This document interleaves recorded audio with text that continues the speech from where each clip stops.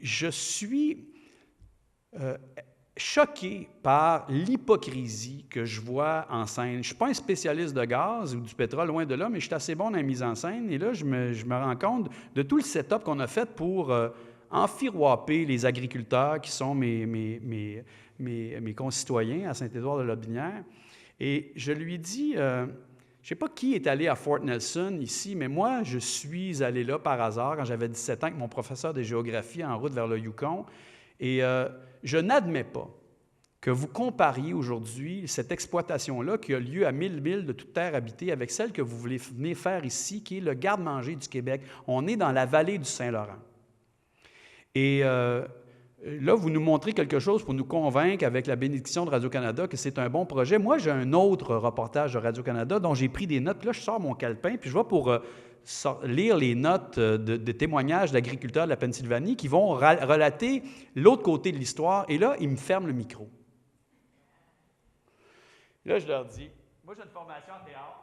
J'en ai pas besoin de votre micro. Est-ce que les gens dans la salle veulent entendre l'histoire, les témoignages des agriculteurs? Je suis entouré de peut-être 200-300 agriculteurs. Évidemment, les gens veulent le savoir. Le lendemain, je me retrouve dans la première page du journal. J'ai l'air tellement enragé que je ne me reconnais même pas. Et là, je me dis, j'ai le pox à la palette. Et moi, j'ai ameuté tout ce que j'ai pu. J'ai sonné la cloche. J'ai rapaillé autant d'artistes que j'ai pu. J'ai fait les médias. Et avec une bande d'irréductibles, de gens avec qui j'avais rien à voir a priori, des agriculteurs, producteurs laitiers, producteurs maraîchers, des plombiers, des profs, des retraités, des ingénieurs, des militants de gauche, mais aussi du monde de droite qui avait à cœur l'eau qu'on boit, l'air qu'on respire, j'ai eu, je dirais, une formidable leçon de démocratie. J'ai vu des citoyens sans histoire devenir de formidables activistes qui ont réussi à bloquer une industrie toute puissante au nom des valeurs sacrées de l'eau qu'on boit, de l'air qu'on respire et de la terre dont on se nourrit. Je suis extrêmement fier d'avoir découvert le bonheur d'être un citoyen dans l'action, opposé à la dégradation de notre monde. Il faut réagir à l'urgence climatique et si on s'allie avec la force du nombre, on peut imposer le respect. Je suis convaincu de ça. Il y a des milliers de scientifiques, depuis 1988, qui s'intéressent à l'évolution du climat, qui sortent un rapport à tous les années puis qui nous dit depuis des années à peu près la même affaire, ça va mal. Ça se dégrade, les océans s'acidifient, l'atmosphère dans laquelle on vit se pourrit, il y a des impacts dont on ne veut même plus prédire les effets, tellement le cocktail peut être explosif si la température continue de se réchauffer. Ceux qui nous gouvernent présentement, ceux qui sont aujourd'hui en train de rédiger les lois, de décréter les plans et de signer les chèques ne sont pas en phase avec ce que la science, ce que la raison scientifique, ce que la connaissance nous dit de l'état du monde dans lequel on vit.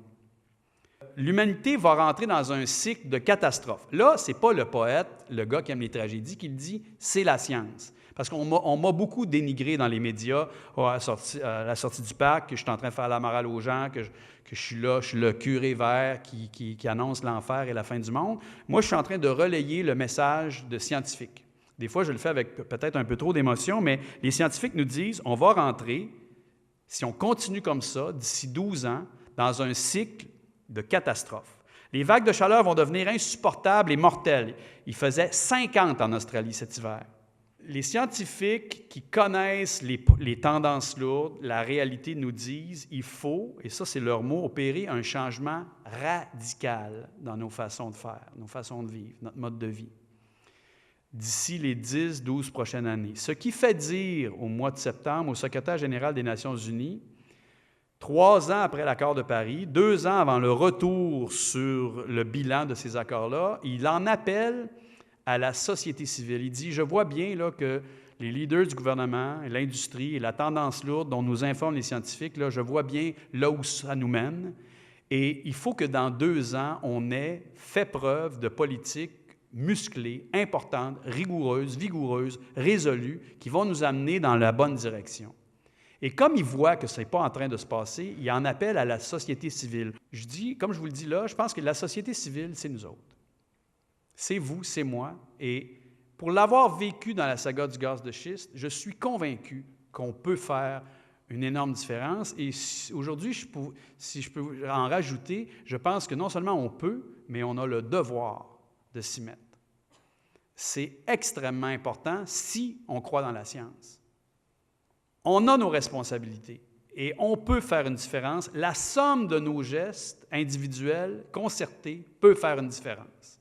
Alors, au lieu d'être strictement dans une position de contestation ou de revendication en disant non au pétrole, maudit gouvernement, maudite industrie sale, on va se dire comme citoyen, comme individu, très bien, il y a des mesures que je peux prendre et je m'engage à les prendre. En contrepartie de quoi? Sachant bien que la somme de nos efforts ne suffira pas et qu'on aurait beau se dire, ça serait le fun qu'on se fasse un métro, ce n'est pas nous autres à la gang qu'on va décider d'un métro, ça prend à un moment donné des politiques publiques importantes, des décisions d'investissement importantes, et ça, ce n'est pas de notre ressort, les individus, on peut mettre de la pression. Donc, en contrepartie des efforts individuels qu'on va faire, on va exiger que nos gouvernements aient des politiques publiques à la hauteur des exigences qui sont posées par la science et de nos aspirations comme citoyens de vivre dans un monde viable, nous et les générations qui nous suivent, qui nous sauvent. Au lapsus, souhaitons-le.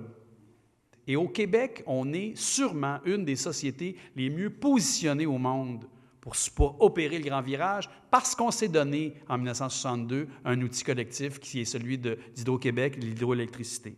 Il y a moyen de mettre sur la table des solutions, pas pour que tout soit parfait, mais au moins pour qu'on prenne le virage dans la bonne direction. C'est tout l'esprit de la transition. J'en appelle pas à la révolution, même si les scientifiques du GIEC, quand ils disent changement radical, là, ça commence à ressembler à ça, mais il y a des gens, il y a des militants écologistes radicaux qui vont critiquer le message que je porte en disant « bien là, tu es trop candide, tu es trop cute, tu es trop doux, ça ne marche pas ton affaire de transition, il n'y en aura pas de transition, c'est une révolution radicale, peut-être. » Mais moi, je vis dans une réalité où la démocratie vient d'élire la CAQ.